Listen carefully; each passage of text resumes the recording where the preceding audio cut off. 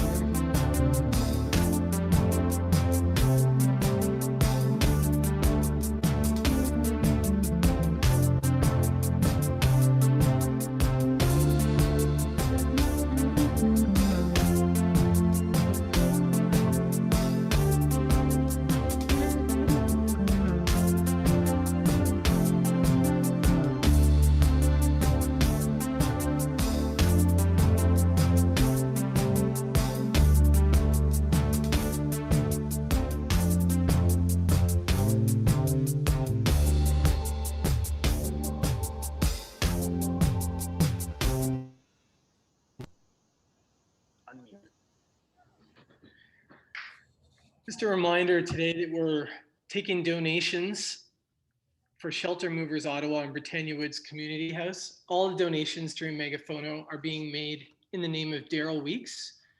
On Sunday, February 10th, 2019, friend of the festival and Megaphono delegate Daryl Weeks lost his life in Ottawa. Daryl ran Stage Fright Publicity. He was one of Canada's go-to music publicists, known for his work with the Paper Bag Records roster and a range of clients including Art Deco, Sam Roberts, Yamataka Sonic Titan, Royal Canoe, Blondie, and his all-time favorite band, the Charlatans. Any donations made during the festival will be made in Daryl's name, supporting Shelter Movers Ottawa and Britannia Woods Community House. You can go to canadahelps.org and search Megaphono for more information, or visit our site, megaphono.ca. Thanks a lot. Now we're going to turn it over to Melissa Vincent for our next panel, Showcase Lockdown. Hello. How is everybody doing today? I feel like I'm gonna just assume well. To apologize, I was like sort of cooking for a minute before because my laptop was just doing this thing when it's right on the fritz and you're just crossing its fingers that it's gonna behave itself. So hopefully I get to spend the entire hour and a half with you without it cutting out. But I am really, really thrilled to be able to be present for this conversation with Lizzie, Aaron, Dan, and Marie. I think that now, sort of more so than any other time during the pandemic, it feels like to talk about festivals has a bit of a different edge to it. And I feel like that spirit and that energy is really important to harness. And I hope that we can get into a lot of that during this discussion today. So I think we can maybe just start with a bit of self-intros. Liz, if you want to go first, and then we can go to all of the other panelists. Sure. Hey, everybody. I hope you can hear me okay. I'm Lizzie Newton, and I am a senior music partner programming manager at South by Southwest. So I book across actually the music festival, interactive and film, sort of anything that's music related and oftentimes tied to like a larger brand or activation. And I've been at South by for over a decade now.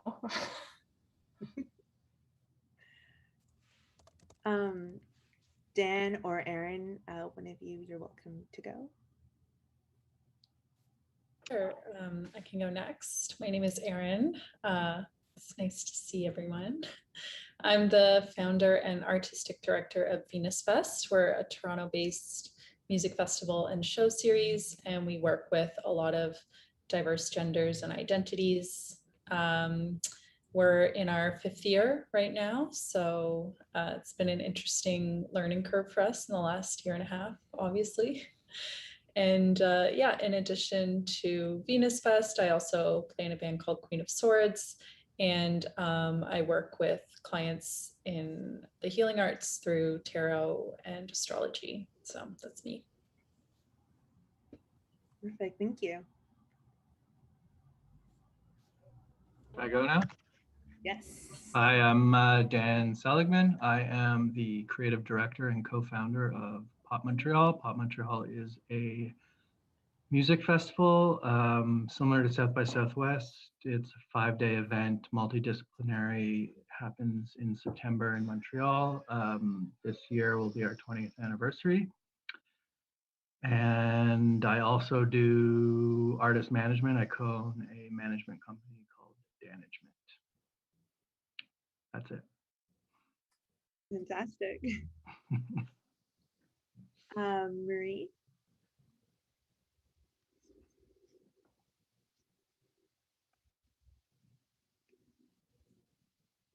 Pleasure. Hi everyone. Just to jump in, we've just heard from Marie. They're located in Eden Mills, Ontario, which has a power blackout that just happened. Oh. So they are not going to make it to the panel today. But proceed without them. They might jump in at some point if power comes back on. So our apologies there. Hopefully the power grid is successful. Thank you. Yeah, absolutely. power is a hard thing to bypass when it's not in your possession. So we can just move on.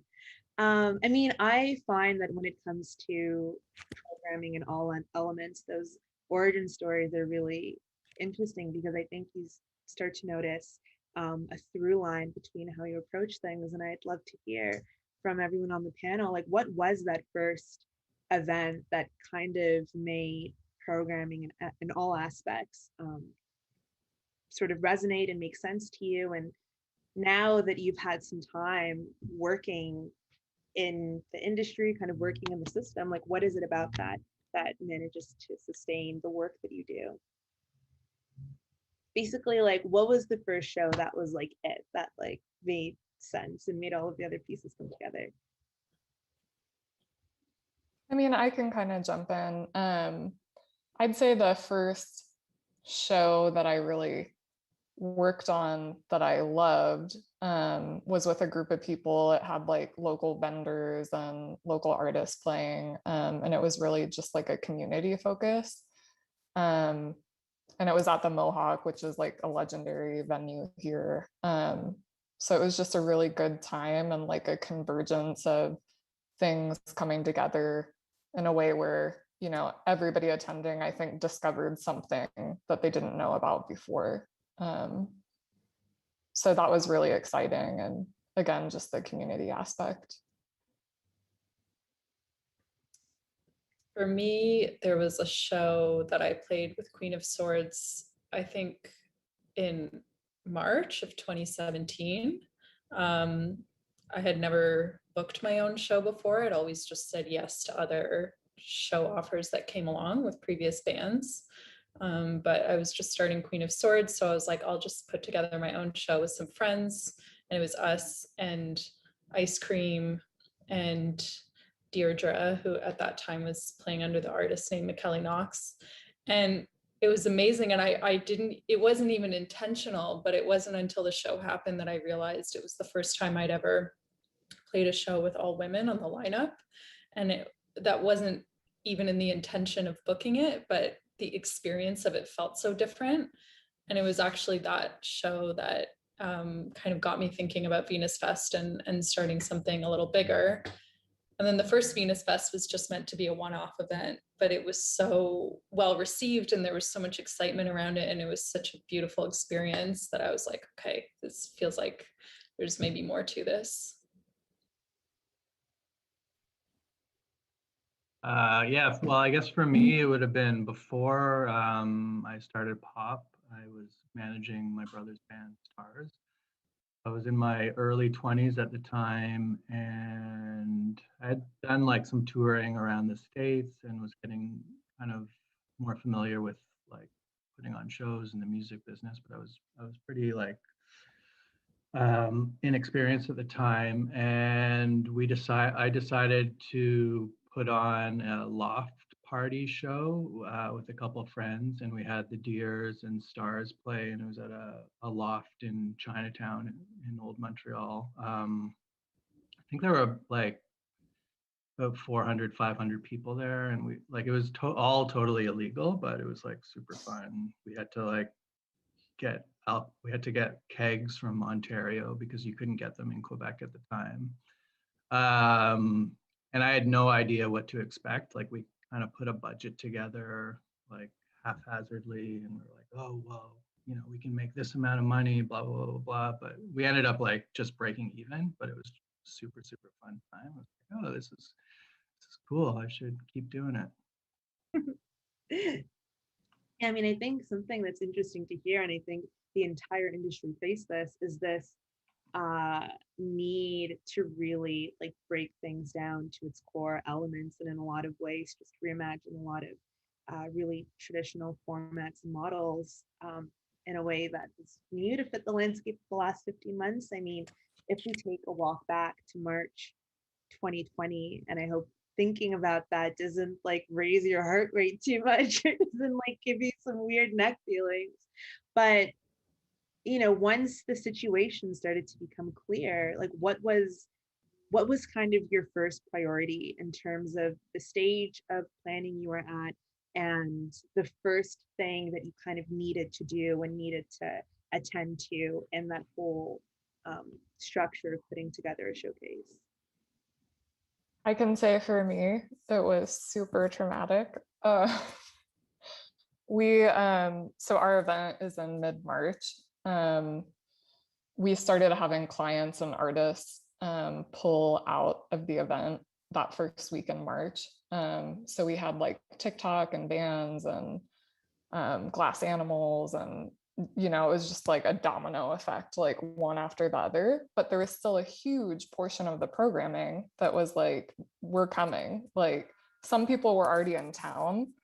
We move into the convention center pretty early in March. Our education conference kicks off on March 9th, and the city canceled our event on March 6th. So we were definitely like already up and going, and again, had a lot of people already in town. So it was just, a bit of mayhem. The day that Interactive was supposed to kick off, we actually started working from home. A third of our staff was laid off. We were still trying to get a hold of some people and, just check in and see how everybody was managing the situation. So ours was definitely messy. Like I said, we were kind of already up and running when we got canceled. So in retrospect, it's like, thank God we got canceled. It would have just been worse to have the event for sure. So, no bad feelings about that. I think we're all, still kind of in that situation where we're just dealing with the hand we've been dealt. So, that 2020 event, obviously we couldn't really like replan a new kind of virtual event because we were kind of already supposed to have happened. That being said, we already had all of this programming confirmed.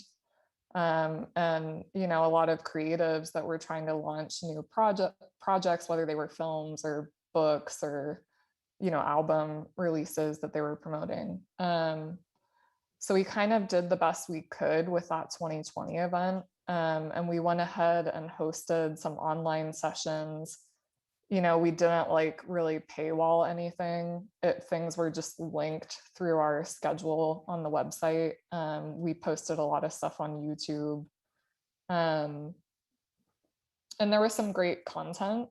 But at the same time, it was definitely like kind of just thrown together and making the best of it. On the artist side, it was really hard because we couldn't really figure out a way to safely kind of get people together and record things. So we just did a lot of playlists. We reached out to musicians and kind of asked them what they thought was a live video that represented them well, and did like a YouTube playlist of those and tried to do some things like that. Obviously for the 2021 event, we did a huge online kind of convergence of conference and film and music, and it was all like one pass gets you into everything. So that was really great actually in terms of highlighting the convergence of events that happen at South by. I think it was really great for people to just sit at home with some sort of abbreviated version of the schedule. The hard thing about South by, the live event, is always the breadth of things that are happening. And so it's kind of hard to catch a lot of different things. People often come for just music or film or interactive. We have a lot of people that go to everything, but I would say, it's a 10-day event, so it's hard for people to stay in town that length of time. So yeah, the virtual event was great. I think we're obviously looking forward to getting back to live, and we'll do some sort of hybrid event in 2022, and we're in the super early stages of planning for that. Fantastic. Yeah, I mean, I think, now with a bit of retrospect, I feel really appreciative that people are comfortable talking about what happened as a bit of a trauma, because I think when you're in the middle of it, everybody's just like they're swimming to stay afloat. And now that we have some time to breathe and look back, we can really sort of understand what that meant for everybody who was really working on the ground when that happened. Um, I think Erin, we're still in a bit of that trauma, to be yeah, honest. Like I still don't know when I'm going back to the office. I mean, I'm sure y'all have seen like festivals are happening in the US this summer, which on a certain level seems just kind of crazy. But exciting at the same time. Like, I don't know, it's so many mixed emotions. But definitely. I thought there had been someone was telling me, actually an agent who lives in Texas, saying the whole time there'd been like shows and like especially in like country and western shows happening the yeah, whole time, and like half the population didn't follow mask well, protocols or Texas is pretty tough. Yeah, I mean, there's definitely a lot of anti-mask. I guess outside of Austin though, mostly. Yeah, yeah. So, I mean, if you drive outside the city, you definitely would drive through towns where it was just like everything was fully open, like Yeah. restaurants, everything the whole time. So yeah, I don't know actually if like some of the dance halls were still doing more of like the country shows, but there were definitely outdoor shows in Austin that were happening, super limited capacity and kind of gridded out so to keep people at a distance. But yeah, I mean, to me, there's a part of that that's great, and then there's a part that's a little bit depressing. Mhm. You're like, I just want to go to a show, like even in like a 200 cap room or like 100 cap room, so Yeah. Dan, I know that we were speaking, might have been like early September of last year, and I kind of posed a similar question to you, kind of once everything started to happen, where you were in that process and what, um, yeah, like what some of your first steps were when things started to become really real. And maybe now I can kind of adjust it a little, because do you think you have those same priorities now? I remember back then it was all about, some of those artist agreements and how those things would work and how some of that planning would go. And does that still feel like it was top of mind then and now?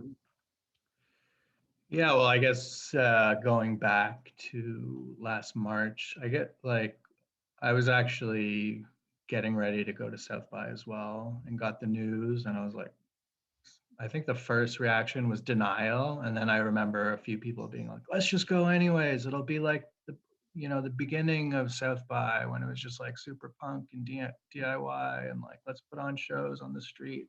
So I think like initially people were, I guess, yeah, unaware of like the significance of COVID.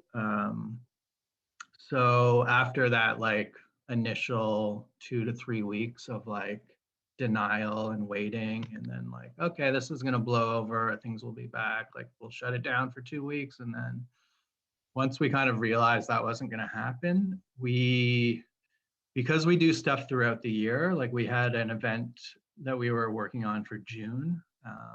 And it was like the first time we were doing it. It was called the Fun House, and we were supposed to take over like a larger multi-room venue in Montreal that we used the Rialto Theater.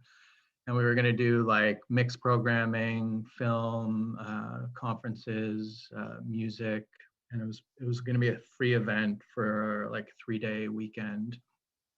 And so we were pretty quickly, we were like, okay, I don't think this is going to be able to happen. And we pivoted and decided to do it all online. And we built like a separate website um, that was kind of like a virtual showcase event where we embedded YouTube links and had embedded Zoom. Like we figured out how to kind of like conduct the mini virtual festival.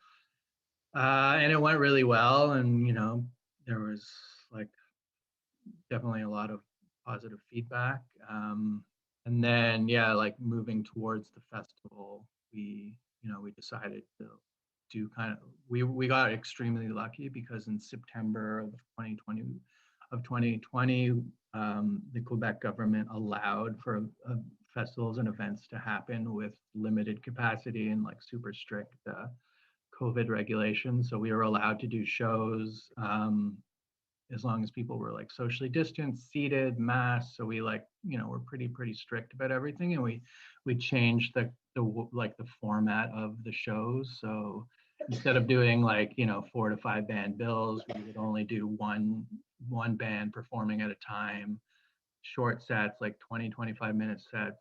So people would come in, they had to buy, everything was in advance. We did contact tracing at the door as well. So people came in, sat down, 5 minutes later the show started. So they were like never in a room for longer than 45 minutes. And half of the shows we did were outside as well. So and we also, for 90% of them, we also did live streams of the events as well. So we did a hybrid type of event. And the thing I noticed and realizing now is that even having a dozen people or a few people at a show just kind of creates just an energy that I think you can't replicate in just like a straight up live stream or even like a recorded stream. Like there's just something, at least from my perspective, I mean, I'm sure there's lots of different opinions on this, but like just having that energy of an audience and the audience artist interaction really meant a lot. And and people were so appreciative, artists, the audience, everyone was like, oh my God, that was amazing. Even though it wasn't like being packed in a room of 100 people, in a sweaty club, people just, I think after 6 months of like being stuck at home or whatever, people just really, really loved it. And so it kind of reaffirmed the necessity for live music, at least for me. Yeah, absolutely. I mean, I remember going to pop, and that was like the first time I had my butt in a seat to see somebody in front of me, and I couldn't remember the last time. So those things definitely felt appreciated. I mean, Aaron, I love the way that you approached Venus Fest and how so much of it felt intentional. I noticed you used that word earlier, and that really was present and felt like it was driving your approach last year. Can you tell us a little bit about that? Yeah, this has been an interesting experience for our team because normally I feel that there are a lot of ways in which we're at a disadvantage. We are a very small organization. We are independent. We don't have core funding. We don't have giant revenues. We don't have big sponsors. And all of us we all contribute to Venus Fest on top of other initiatives and other work that we do. It's not like, for me, it's a big part of my life because I'm the sort of main person that works on it. But even for me, I have other work that's a big part of my life. So normally those are all things that make Venus Fest challenging. And I feel like these have all been strengths for us during the pandemic because we don't have anyone on salary. We don't have an office, like we don't have overhead essentially.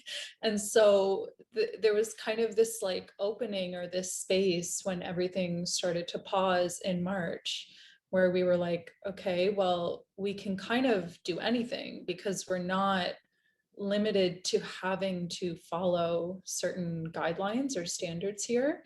So it actually kind of opened up a lot of creative space for us. And at the same time, without the pressure of thinking about sales, which is something that I really struggle with anyways, that we all, like our whole team kind of struggles with, because we try to work from a fairly anti-capitalist framework, but then that's also really hard to do when we're wanting to make sure that we're able to pay our artists and our staff generously. Like those are two things that are constantly at odds. making sure that we can pay people well and generously for their work, and also like not wanting to push sales really intensely and be really focused on like how much money we're making and how many tickets we're selling and all these things.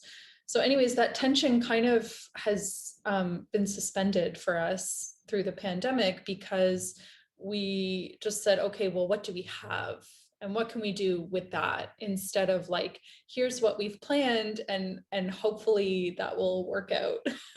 So it simplified a lot of things for us. But for me, in terms of like what we did with our programming and the visual videos that we created, like visual art has always been a really important component of Venus Fest. And from the beginning, I wanted it to not just be that people were going to a show, but that they're entering an environment. And the intention behind that is to transport people from the familiar or habitual way that they experience something. And I think that when we get to experience something that's a little different, it's like it suspends our usual like brain patterns. Like we have an opportunity to feel and think differently if we're in a different kind of experience. It kind of like, yeah, shifts those familiar habits. So art has always been a big part of that, because it has this ability to transport people along with sound. But when I was thinking about what we could do, like I didn't want to do live streams and I didn't want to do filmed sets, because I feel like that's not how people experience things at home. Like I think that when people go to a show, they're really auditory, like they focus on what they're hearing. And when people are in their homes, they're really visual, like they're looking at their computer much more than they're listening. And I know that people are texting and like doing other things when they're watching something. So it feels like it needs to be more stimulating than just the way that we experience something at a show. So that's why we went with the visual videos instead, because it was more like watching a piece of art and hearing the music at the same time.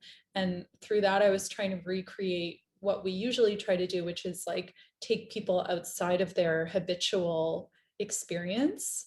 But also because I think it just speaks better to the way that people are like vibing at home on their couch and just like, you know, watching something on Netflix, but now you're like watching a music experience. So it kind of like connects in that way. Definitely. Yeah, I mean, I think something that was really exciting to see sort of as the months went on was just how a lot of folks seem to be using the opportunity for sort of moment of pause to figure out like what can we do in this space that we wouldn't have necessarily been able to do otherwise, and create something that feels new and that feels different. On top of the fact that every festival, every event has a personality of its own, and they have a unique set of characteristics, they have their own spirit. And you know, I think that there definitely seemed to be a lot of strategy in place to figure out how do we bring that spirit that people see and understand when they're in a live environment onto a virtual, into the virtual realm. You know, Lizzie, I'm curious to hear how that worked at the scale of a event like Sure. which in so many ways feels like it binds so many parts of the industry together. Yeah, so for us, I mean, we know part of the magic of South by is just randomly bumping into people, you know, whether they work in your industry or not, and just kind of making organic connections. And so whether it's like musicians meeting other musicians and then they tour together later, or you know, meeting some tech company that's just taking off and you can later use their technology. So we tried to figure out how we could do a lot of that within the platform that we decided to use. So we ended up going with a few different platforms. We used Swapcard, and then we also used Brightcove and created an OTT app, which is like a TV top app for like Roku and Apple TV and Samsung TVs and stuff like that. A lot of our films preferred that OTT app in terms of premiering their work. They weren't really wanting their films to be seen for the first time on a laptop screen, which is understandable. So we kind of did that for the film festival. And then within Swap Card, you know, we had functionality where people could network with other registrants. You could search by industry. You know, if you wanted to meet festival programmers, you could kind of do a search and pull up a bunch of people and look at their calendar and see if you could set up a meeting with them. Most everything had a live chat element going with it. Even if it was a pre-recorded session, there would be a live chat happening. So that was another way for people to connect. We did some round tables and mentoring sessions and, you know, things that took a little more work to kind of put together. But we knew that that was really important to people that typically attend. So, you know, we did a handful of things here and there. In the end, I think people did have a good experience. You know, we also created an XR world where we kind of tried to recreate Congress Avenue south of the Capitol, and then Red River, where there's just like a bunch of clubs kind of next to each other. So people were definitely bumping into each other in the XR world. And I think, you know, there's some press articles about meeting Janet Pearson, like our head of the film festival. She was in there just walking around, you know. So I think there were some fun moments for people. Whether it fully recreated the live elements of that, I don't know. I mean, I think it was still, you know, a bit of a ways off, but we're all just, you know, trying to do the best with what we've got. So yeah, I think it was good in the end. Worth the extra work. Yeah, absolutely. I mean, I think so much of a live event is that like element of exhilaration and spontaneity where anything can kind of happen at any moment, and like you put yourself in a space where you are open to those things kind of unfolding really beautifully in front of you. Well, I'll say too, you know, we did have different channels as well, so people could kind of hop around, because that's another element of the live event for us. There's just so many things happening at the same time. So, you know, if you were planning on going to a talk and it wasn't really speaking to you, you could just hop over to another channel and maybe see a showcase. So I think that was another good element. Yeah, absolutely. I mean, that approach sounds very South by. Yeah. Dan, how are you kind of just thinking about like bringing the mythos that is pop to the way that you approached last year?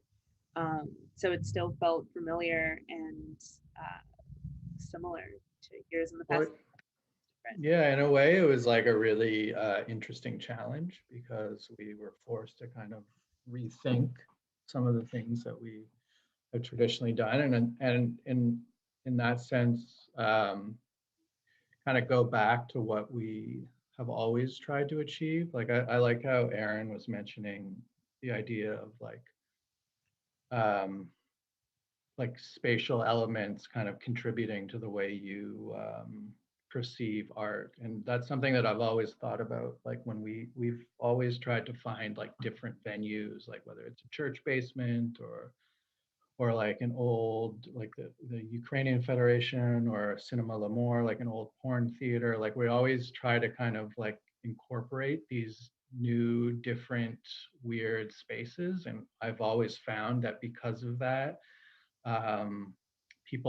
people are kind of more attuned. They're more kind of their senses are kind of heightened because they're in a new space. It's not like just going to the same venue over and over again. You're creating this kind of festive atmosphere. And so with last year's festival, one of the things we had to do was, so the city didn't allow performances in public spaces, but we were allowed to do events outdoors.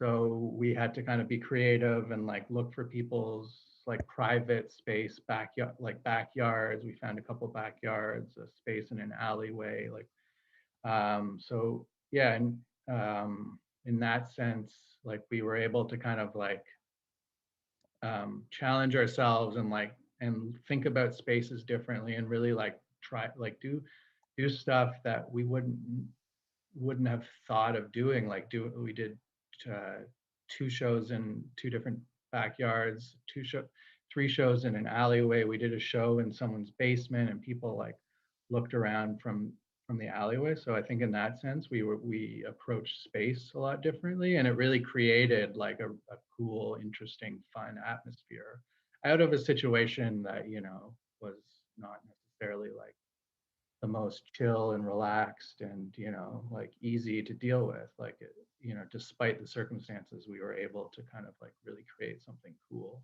So yeah, moving forward, things are opening up in Quebec, but there's still like quite a few regulations. So I think it's just a matter of like, you know, trying to balance all that and like realize that, you know, the festival is about bringing people together, and like, you know, all these technologies are really cool and amazing and innovative, and it's awesome that we're all like in different cities and able to communicate with each other. But I think bringing people together in person, like that will never be replaced, and I think we need to kind of remember that and continue to like be patient, but you know, figure out ways to do it safely. Mhm. I think looking into 2021 and seeing, um, I don't know, kind of like forecasting what the year will look like, and just seeing so much discrepancy between cities and countries and what's possible and what's being experimented with. For you, planning in that landscape, is how is that affecting some of your curatorial decisions in terms of what artists you're looking at to sort of match what you're trying to accomplish, and if um yeah, like if that's something that feels like it needs to sort of line up, where there can be somebody making really incredible work or art, but you sort of need and want to see them in a live context, or if that's something that's just can be universally felt across the board. I think it's really challenging. You know, even looking at March 2022, it's like I was just sitting here thinking about some of the people that were potentially coming in for the first time in 2020. You know, one of those was like an Africa showcase. It's like I highly doubt that's even happening in 2022. You know, like I think they're so far behind in the vaccines. So it's just going to be really hard to navigate, honestly. I don't even know how safe it would be to ask people to get together and record something. For us, that's a big, you know, concern. I'll say too, like the fall of last year, I worked with SOS Festival to help raise money to keep venues alive with NEBA. And it was a big sort of Google YouTube project. So it was hosted on YouTube, and we worked really closely with that team. You know, it's really hard on the kind of funding side of things. I mean, Aaron, you were talking a little bit about this. It's not even just navigating the typical things that are difficult in brand and sort of arts partnerships, and how that really works together in a beneficial way for both parties. It's now also, you know, you've got these companies that have corporate responsibility departments within them. and they're still trying to make calls on how to navigate all of this. So I know that even the last minute planning SOS Fest, we decided that we needed to do testing before everybody went into venues. And so that went for the venue staff and the artists and any of their crew that they were bringing in. And, you know, you are definitely opening up like a little bit of Pandora's box with that. Like some people did test positive, or, you know, even leading up to that, like somebody's roommate tested positive, so they were going to sit out, but it was like a tour manager. So then the artist didn't want to play because their tour manager wouldn't be there, you know? So, and then talking about developing countries, it makes it even more complicated. So there's just a lot to navigate. I think it's just, you know, communication is going to have to be really open, and people are going to have to be willing to communicate their safety plans really openly, and have those prepared ahead of time. And also just asking, you know, artist teams, like, what are you guys comfortable with? Do you have any sensitivities that we should keep in mind?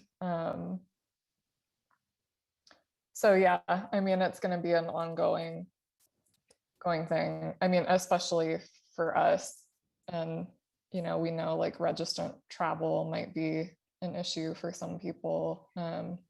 We still don't really know what's going on with travel and showing like vaccination cards or how all of that's going to work. So we're just trying to keep an open mind in this early planning stage.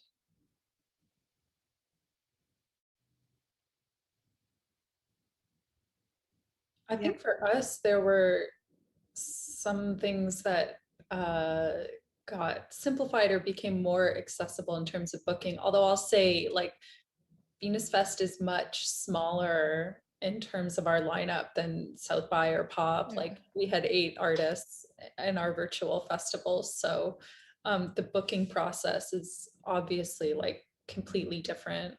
But there were some artists even in our 2020 like little virtual lineup that I don't know if they would ever, like Black Belt Eagle Scout, for instance, I don't know if she would be able to like book a whole tour around playing Venus Fest to be able to come here in person. But navigating the booking with her agent was like super easy, and she was really excited about playing. So I think, and like there's an artist who lives in Australia that I love that I'm trying to book for hopefully our festival this year, and I won't say who it is because then it's a surprise.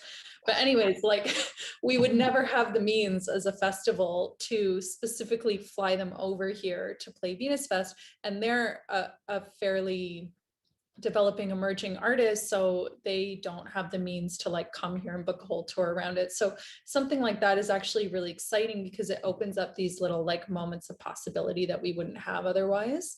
But it is really artist specific, like Lizzie was saying, like some things are not going to translate in the same way in a virtual space. And for some artists, like having this kind of format really speaks to their music and it can be really intimate and beautiful.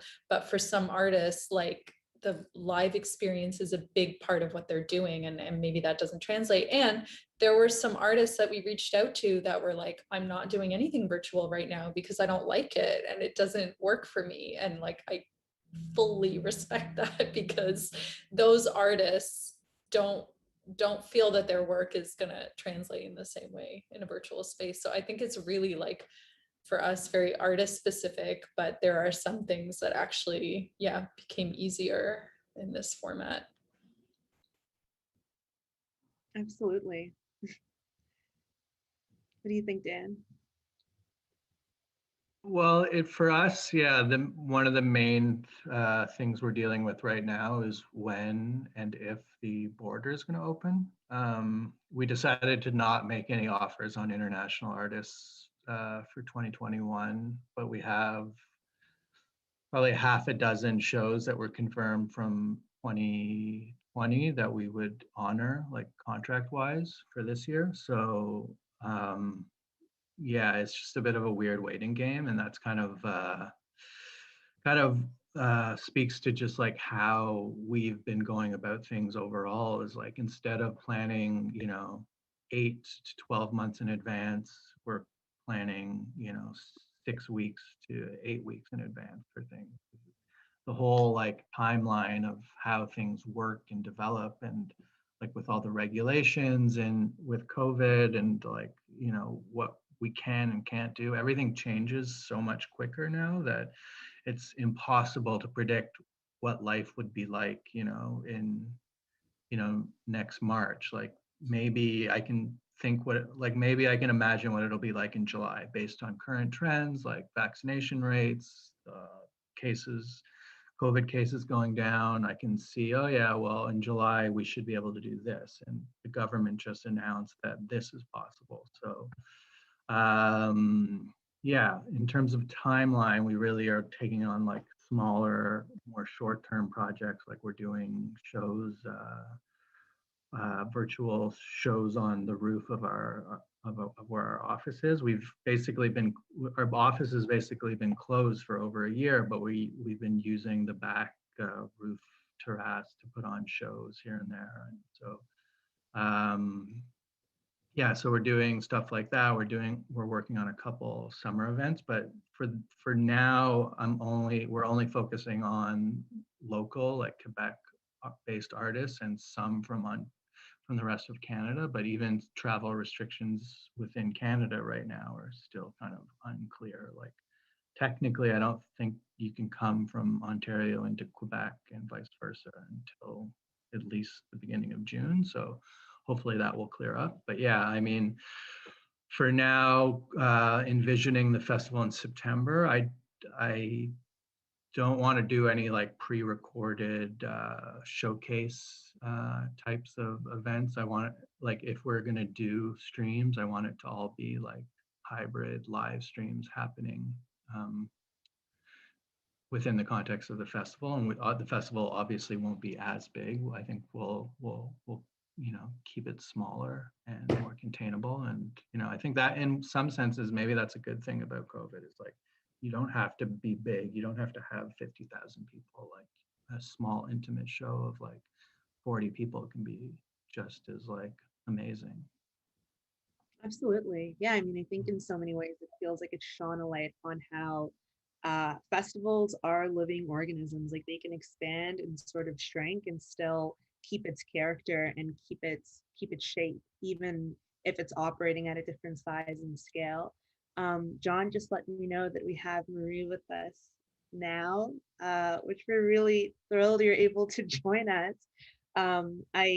Yes, perfect. Now you're in the bigger part of the screen.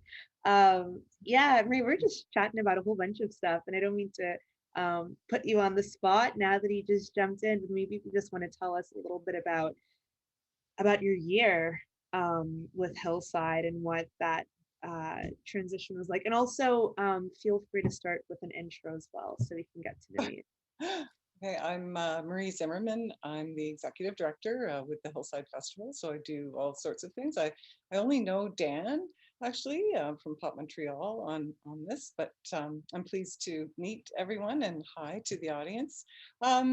So I had to drive from Eden Mills to Guelph because Eden Mills has a power outage, total power outage, not coming back until 4:45 apparently. But anyway, so we had about 6 weeks lead time last year for our summer festival. And so we pivoted, that really hateful word, but we did it, and it was exhilarating. And I love the way in which you describe arts organizations as like living organisms. We are truly that, but we also, if you're a not-for-profit charity, as we are, you have a vision and a mission that you serve. It's a community of artists, and it's a community of different audiences. And so we really wanted to pay tribute to all of the artists out there, but also give something to an audience that was kind of stuck in their backyards or their apartments or whatever. So what we decided to do was offer an online festival. and we didn't know how to do that. And so in 6 weeks time, we figured it out. And it was a really wonderful experience because we called it Homeside, Hillside Homeside.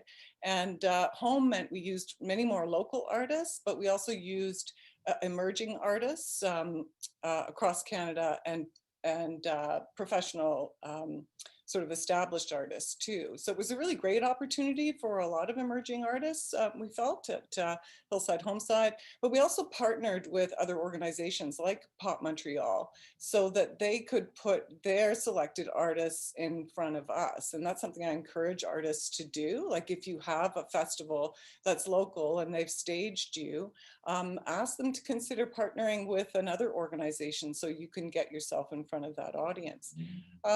So we did that, and then we have a winter festival as well called Hillside Inside. So we didn't have to change the name of that. We just stayed inside. We weren't able to do any live streams at all because we were officially in lockdown. And so right now we are poised to offer a summer festival. And I don't know if you've talked about this, but this is probably one of the worst times in arts organizations' histories, and that we don't know about our funding. The decisions haven't been made yet. In fact, some of us are still even applying as I speak. So for the first time in our lives, we're so incredibly tentative and hesitant to say what we're doing. We just don't have the funding yet. Yeah, absolutely. I mean, I think in a Canadian context, that question mark around funding really, really looms heavily, especially in terms of the ways that funds and granting bodies have structured things in the past that need to catch up to the needs of arts organizations and bookers and artists and our community now. And sometimes, there is a natural misalignment there. I think in so many ways, like COVID to me really put a spotlight on a lot of pre-existing issues in arts communities, in the music industry, things that we were kind of able to patch over. And then once you remove all of that polish, things become really glaring. And I wonder if the panel can speak to some of the things that you observed, whether in your own work or just in the context of music festivals in general, that really reveals some of those issues and kind of critiques people had for a long time.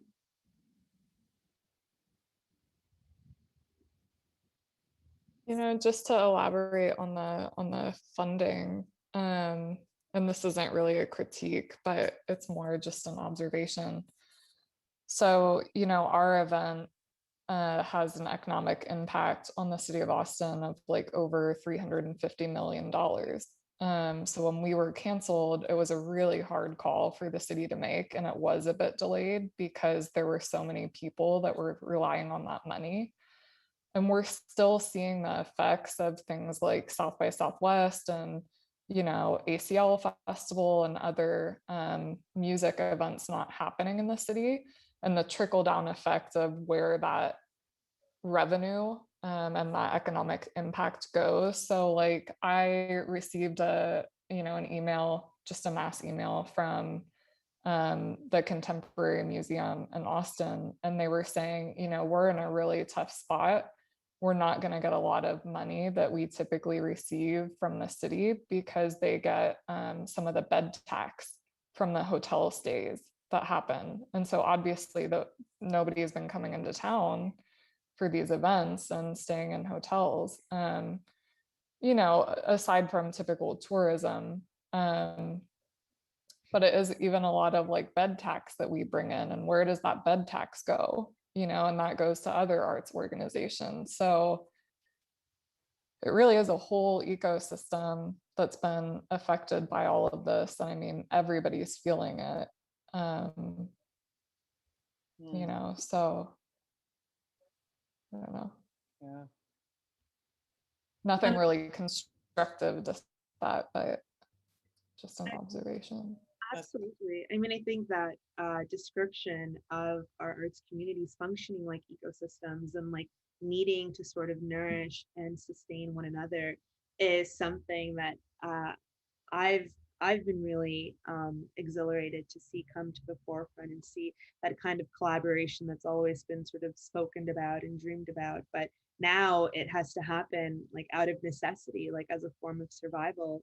And I think for everybody, the hope is that just seeing that and practicing that will make it a little bit stronger on the other end. Um, and that Dan, Marie, any sort of thoughts about that? Well, I Yeah. get, go ahead, sorry. Oh, well, I guess I more have a concern than anything because I wholeheartedly agree with what Lizzie's saying. Like this is an ecosystem that is not just about the music industry. The music industry is filled with people that are part of their own ecosystems, and people's lives are interconnected, especially for those of us who live in cities. Like there's a particular kind of interconnection that happens. But also, I think within music, the very small number of organizations that are led by marginalized individuals tend to be smaller scale, they tend to be independent, they tend to be DIY. And so they tend to already be a little more fragile as organizations. And so knowing that through the pandemic, like with many other things, that people are affected differently based on their personality, based on their family, their culture, their race, their gender, their sexuality, knowing that these things are affecting people disproportionately, I am worried about that being where the trickle down happens, that people who are already working to create proactive change within music are going to be even more vulnerable on the other side of this because their lives have taken a hit in a way that maybe someone else's life has not. So that's kind of my main concern, and also like my hope in Canada that maybe the funding bodies will be cautious and supportive of that, but the funding bodies have their own challenges that they're working with. And so like there's a part of me that's really idealistic, and I hope that moving forward there can be more cross support between small organizations and parent organizations, because that is, I think, where some of the real strength can happen, is where some of the more established organizations can work in partnership with some of the independent DIY organizations that also tend to be really progressive and like do a lot of amazing programming, because that's where I think some of the strength is going to come from, like on both ends. I think that that can be a really reciprocal kind of support, and also just ensure that there are important initiatives that don't just kind of get lost in the flood of what's happening right now, although we know that there are already organizations that have. So that's kind of where my mind is at with it.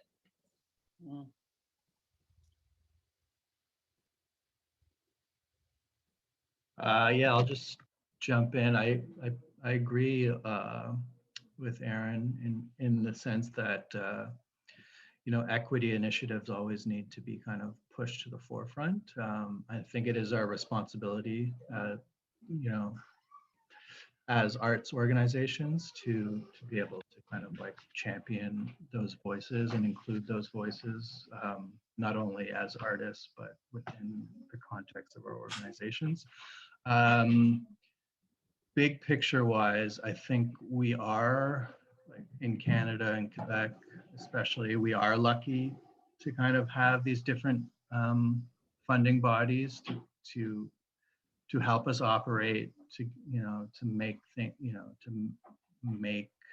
COVID, like the lack of revenue in COVID not necessarily destroying the organization. So I mean, I would put us in like the kind of medium scale in terms of arts organizations in Canada, but we're lucky enough to have a small staff and we haven't had to, sorry, my kids just got home from school.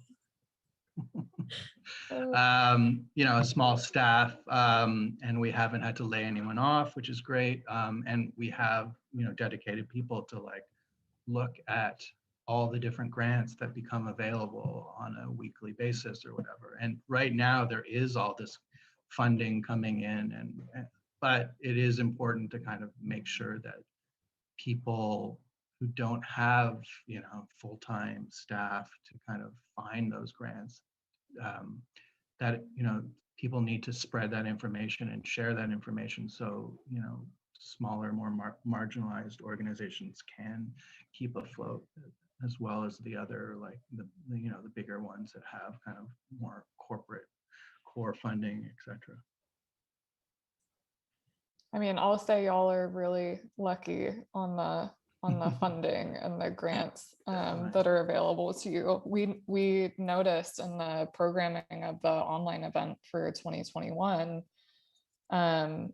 you know, South by is typically, I would say, the music is like 75% domestic and 25% people from all around the world. For the online event, it was almost like 50-50, if not more, international, because of the access to funding that the artists had and the basically presenters had. So, you know, having an editor come in and being able to rent a space and put a PA in, I mean, people in the States were just having to come up with that money out of pocket, and a lot of people couldn't. So yeah, I think this whole issue is really fascinating.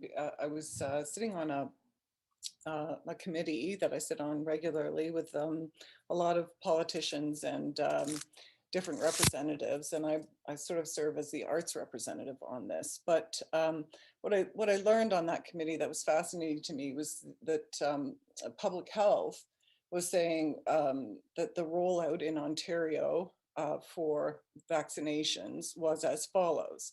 And someone asked about, you know, hospitality, whether or not servers were going to be vaccinated. And the response was, well, no, the priority is going to the manufacturing and processing of food.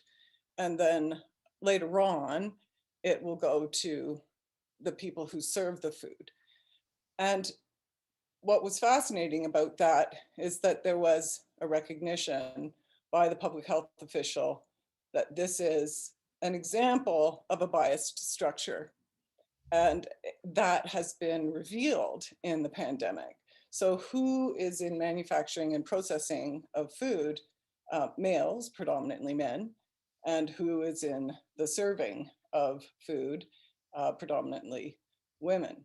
And so that's interesting. But then also those women who are not being vaccinated are also, we know statistically, the people caring for children and caring for the elderly as well. So in terms of the rollout of the vaccine and the prevention of further infections, that was a superstructure problem right there that hadn't been noticed. So my question is, in the music industry, where are those assumptions that we haven't noticed? And you know, are we still serving everybody equally? Have all the voices really come to the table? You know, and I know, you know, we try, and all of our arts organizations try very hard to represent, but that came as such a surprise to me that I started thinking about, okay, maybe there's some other pieces that we're missing. You know, in Ontario, we're lucky to have funders like OAC who have priority groups and so on. So they're aware of structural bias and so on, but yeah. Absolutely. I mean, I think, you know, when we are battling a kind of 5-alarm blaze like a global pandemic, all of the other smaller fires that are always kind of burning can sort of eclipse our attention. I mean, I want to also acknowledge we're having this conversation on the 1-year anniversary of the passing of George Floyd. And I think that in so many ways, the music industry and arts communities in general, where we're well positioned to think about how do we start to integrate the revolutionary action that we're seeing around the world into our events in a structural way in terms of how we plan and build things from the inside out, as opposed to, you know, we'll have like a diversity panel for an hour as part of the festival, but something that's like really built into it. You know, thinking about how you build showcases, and I think especially for emerging artists who need certain looks like a South by or a Pop Montreal, who need to really grow their profile and their ability to know how to play to an audience through festival structures. Are those like, how are those kind of working within some of the larger conversations you're having? Mhm.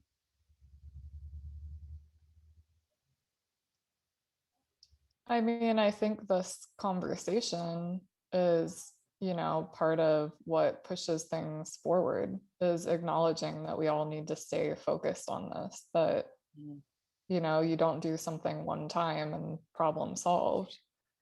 It's a continuing conversation and something that we all need to focus on.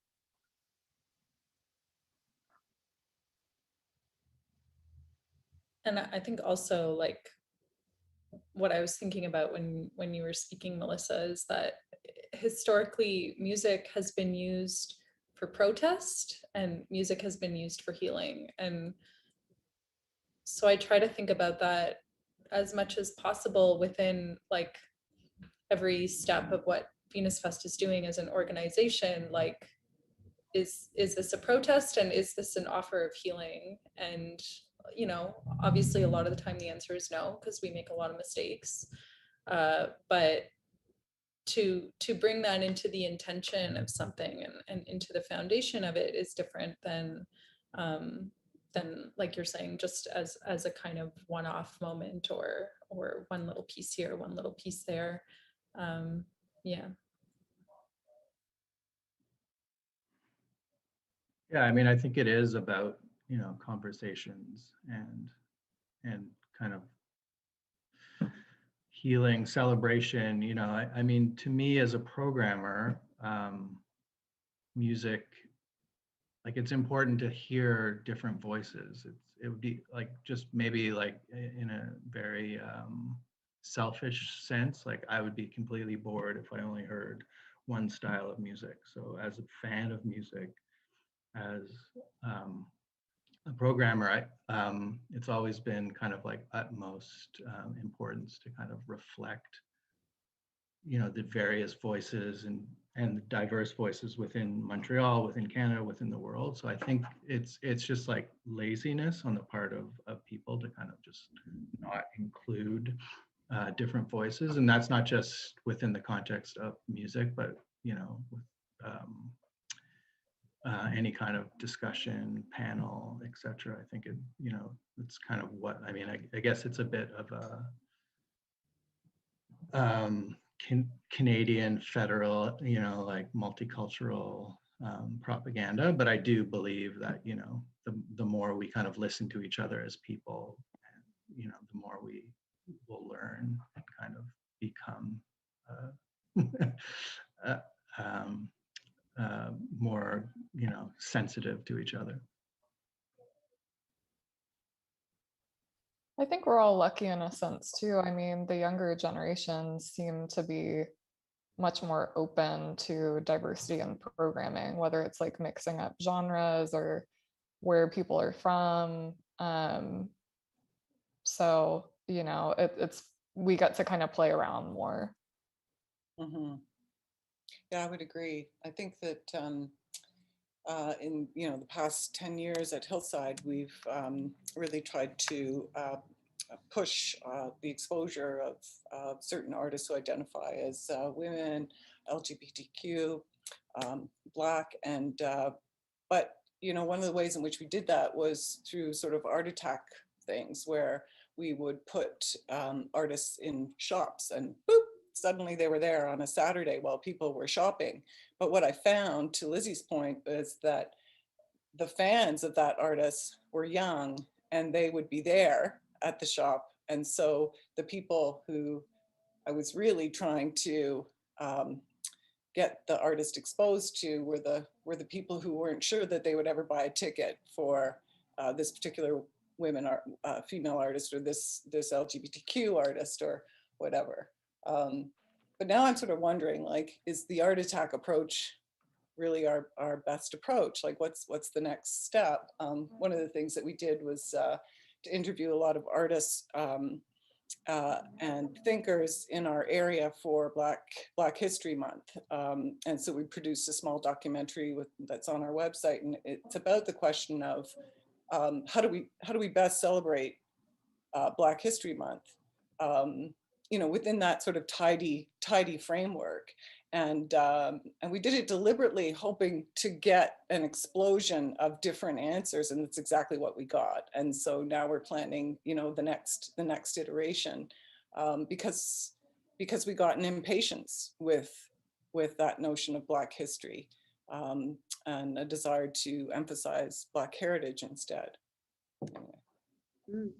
I mean, I think Lizzie and Aaron, you both touched on this really poetically, which is, you know, the sort of one element of groups that are involved in this kind of work, groups that like benefit a great deal from partnerships and different collaborations, are sort of already fragile and are experiencing disproportionate impacts as a result of the pandemic, on top of like what is an uneven experience with COVID in general. Means that internationally, part of what makes our global arts ecosystem function is like the ongoing interplay between countries and people and artists, and some of those borders being very fluid.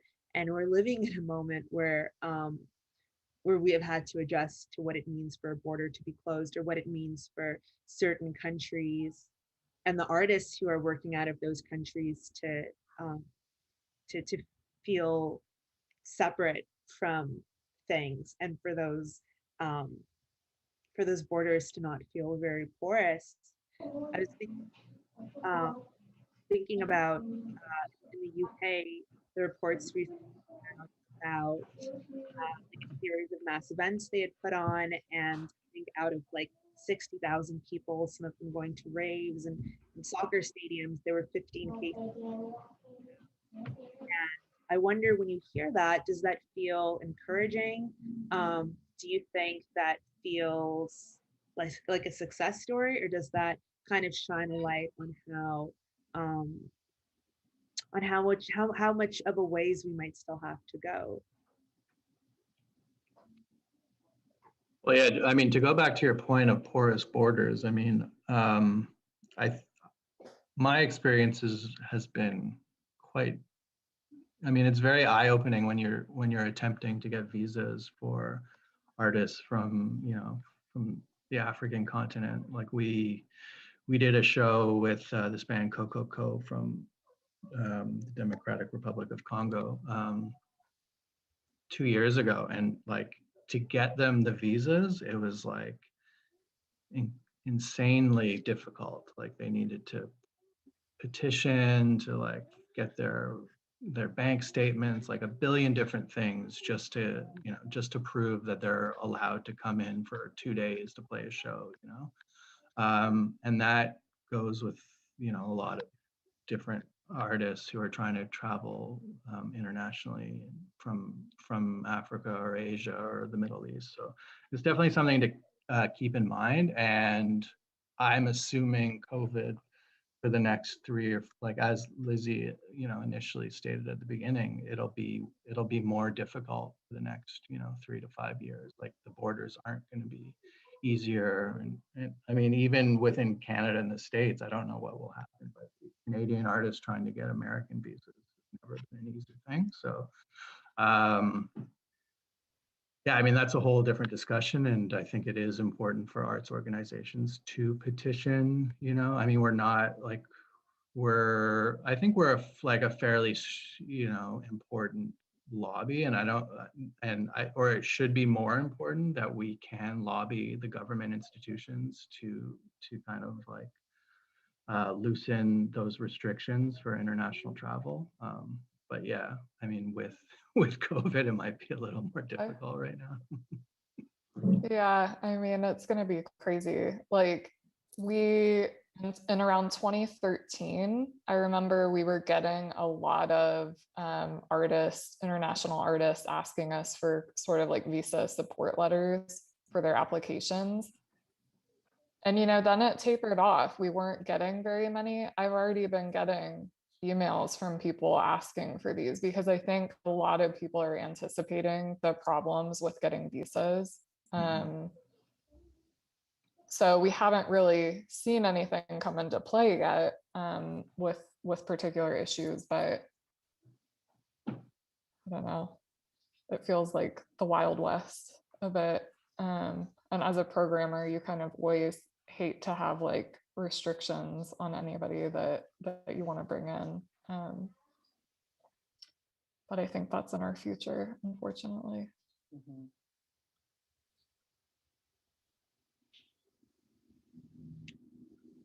Erin, Marie, do you guys have any thoughts?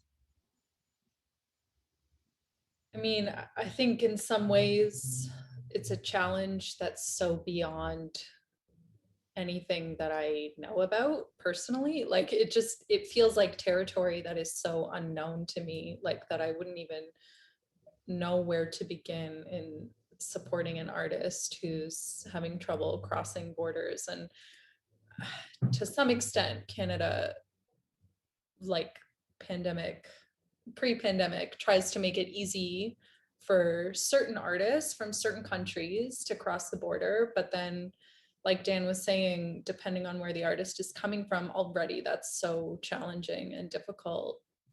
So in some ways, I just feel a bit overwhelmed by the idea because it's so beyond my skill set. But I do know that depending on the country, there are delegates and officials who are there to support that process as well. And so, like, what if I were trying to support an artist to come to Canada to showcase, I would try to maybe connect with someone on their end, like a delegate or an official, that process.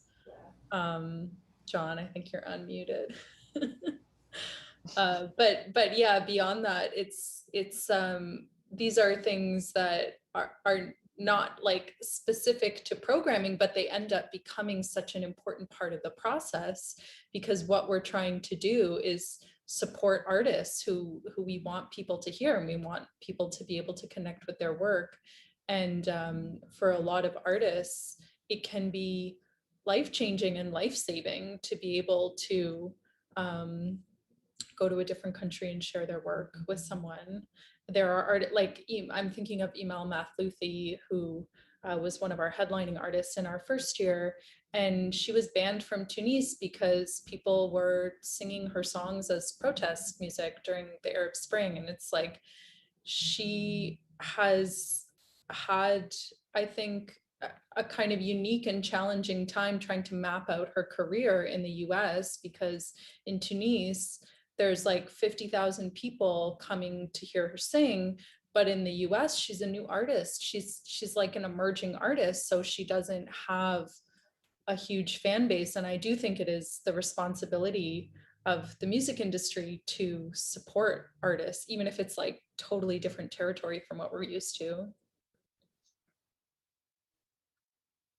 Yeah, I'm finding everything's about this new territory both fascinating but also terrifying. So, you know, if one of the questions was, what do you think about those festivals that are being put on in Europe? I think, oh my God, it seems so sloppy.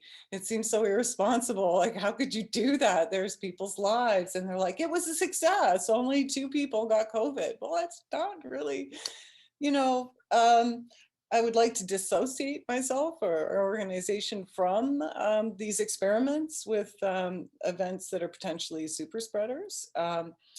Yeah, however, at the beginning of the pandemic, we were trying to get some government official, public health, anybody, to say your festival is canceled in July.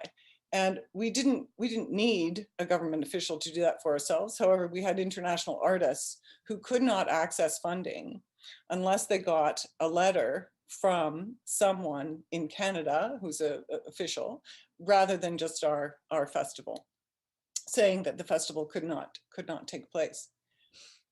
I couldn't believe how impenetrable those structures were. I could not get a letter from anyone. I ended up going like back doors, side doors, through friends. Could you ask this guy who's the communications consultant, you know, and I felt like I was in Ozark in the end. You know, I was like manipulating things. And finally, I just got an email from someone who was willing to put a sentence in. And that sentence was enough for these artists to apply for funding elsewhere. But it struck me then, like, okay, here's another structure that we don't understand completely and that may end up disenfranchising an artist in the end. So the more we learn now, I think the better prepared we are when we come out the other side and can start booking. It would be really great to see partnerships with other festivals too, so that there's an easy exchange across the border. So that could be explained. We have all of these emerging artists. We want them to be at your festival. Can we do an exchange and you send yours to ours, or something like that? Because I think that that's more palatable if we're talking about you know, getting access, board visas and so on. Absolutely. I mean, I think that that question of access is so top of mind. There's a question from Zoe Mallet where it's, you know, they phrase when things reopen. Yeah, when things reopen and the capacity for live shows returns, will you continue to offer some virtual programming to address this challenge posed by travel restrictions for international artists? Mm-hmm. Which Well, I can say that we are planning a hybrid event for 2020. We don't know what that looks like yet. I mean, part of, you know, the things to consider is like, do you host a live event? You know, Dan, I know that you did it simultaneously, you know, with the live stream. But for us, you know, partially we're thinking like, should we do it afterward? And then people that are on the ground can maybe even see things that they missed too, you know, or like, we're just trying to figure out what's the best way to even do a hybrid. Mm-hmm. So we don't have an answer on that yet, but we'll see where we end up. Yeah, and are your live streams free? Are you offering them free? Because I'm also, you know, very worried about the ticketing and the cost factor, because we've been offering everything for free. So if we move to hybrid, will people complain about the cost of the ticket for a live event? Yeah. So for us, you know, our 2021 virtual event was ticketed, but it was ticketed in a much different way than our live event is. It was sort of one ticket for access to everything. So we didn't break apart like music and film and interactive. You know, in the past, we've done like podcasts of panels that happen on the ground and YouTube videos and ways that we aired content that wasn't paywalled. So it will be interesting to see what we end up deciding. We kind of haven't made a call on that. You know, do you just open everything up for free? And then is there still an incentive for people, you know, making the effort of traveling and coming to see it live? I don't know. Yeah, a conversation that I was having with another music friend the other day, like there is a concern that people's value of art and music was already shifting with streaming services like Spotify and Apple Music. A lot of people don't buy albums anymore, but people were still buying concert tickets. And I think there's also a concern that people stop seeing the value of something if it has been really easily accessible to them in a free format.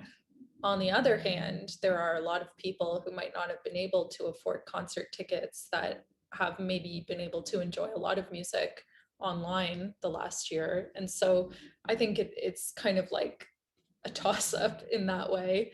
But for us, I think in 2021, we're hoping that we'll be able to offer some kind of hybrid. We just don't know if that's going to be possible yet because the restrictions are still very extreme in Ontario. So we're just waiting to see if we will be able to introduce some kind of in-person component. And moving forward, I think that we will likely have something that stays online, because I do love the accessibility of it, and accessibility has always been like a big part of Venus Fest. I think that barring factors that prevent someone from having internet, having something online is like the most accessible way to share it. So I love it from that perspective, but there are a lot of challenges, and also the confusion around ticketing and knowing how to value something like that. I think it's really difficult.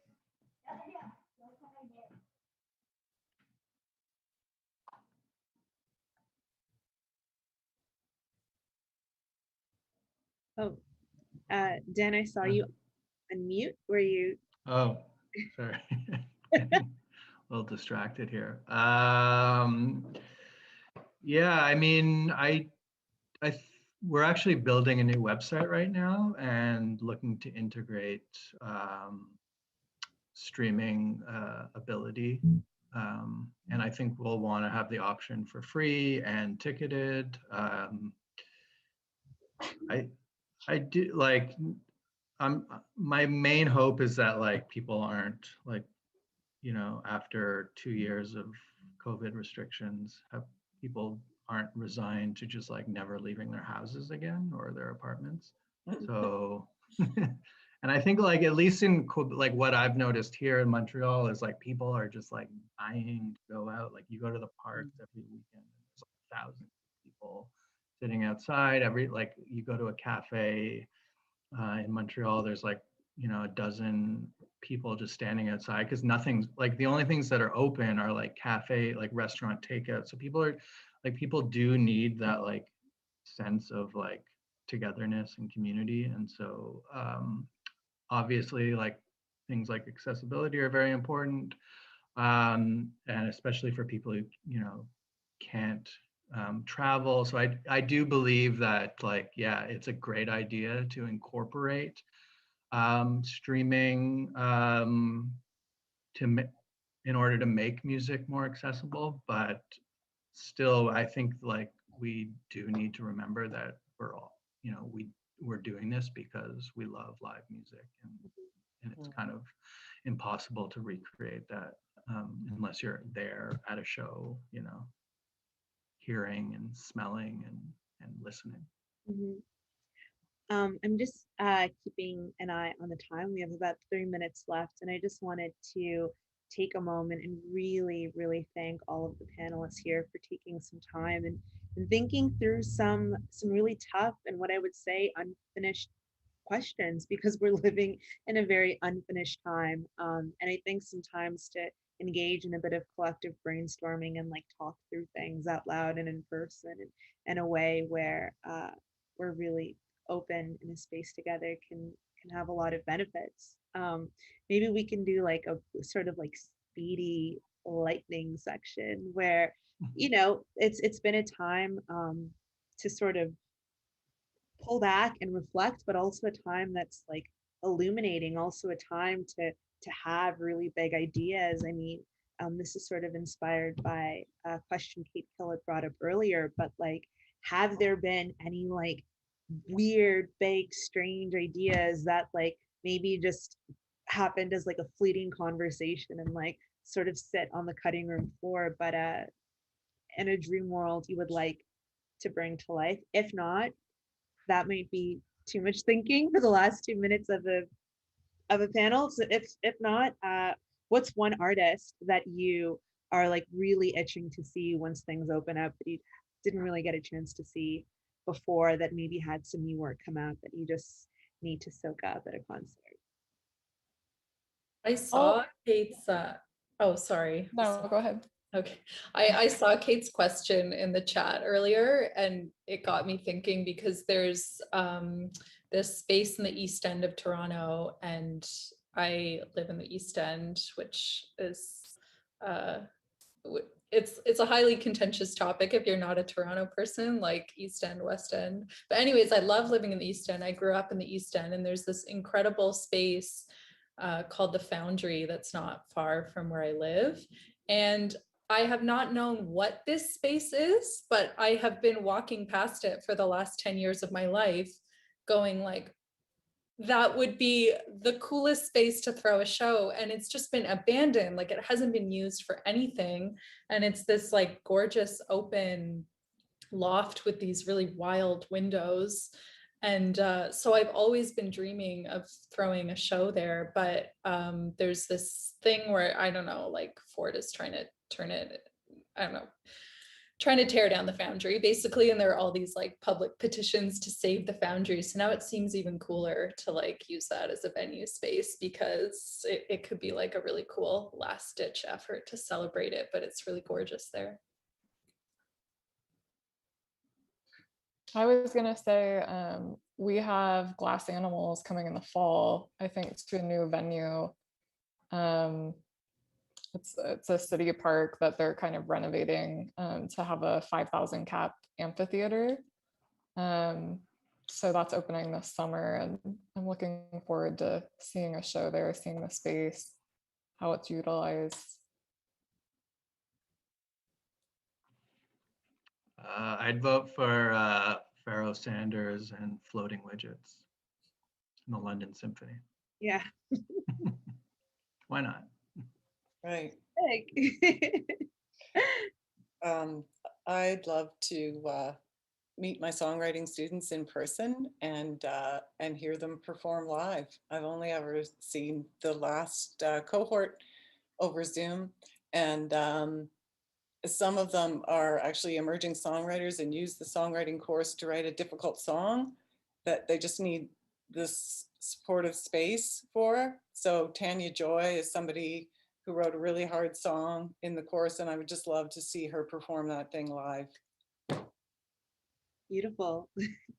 Well, I just wanted to thank everyone again on the panel for spending some time and for thinking, dreaming, hopefully a little bit of feeling out loud. And I think we're exactly 1 minute over time, and this is the part of the panel that I always I'm not quite certain how things tie up.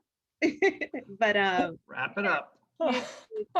thank you to Megaphono, thank you to Dawn and Brody and the team for getting everyone together. This was really beautiful and really great to share. Thank you everyone for being here. And hopefully everyone takes in the rest of the festival. We got showcases tonight. We have a networking event in our gather space from 6 to 7 tonight. So everyone make sure to be there. C'est le mardi 25 mai. Thank you, Melissa, for Bienvenue moderating and to all à the Megaphono. panelists. It's Tuesday, May 25th. Welcome to Megaphono.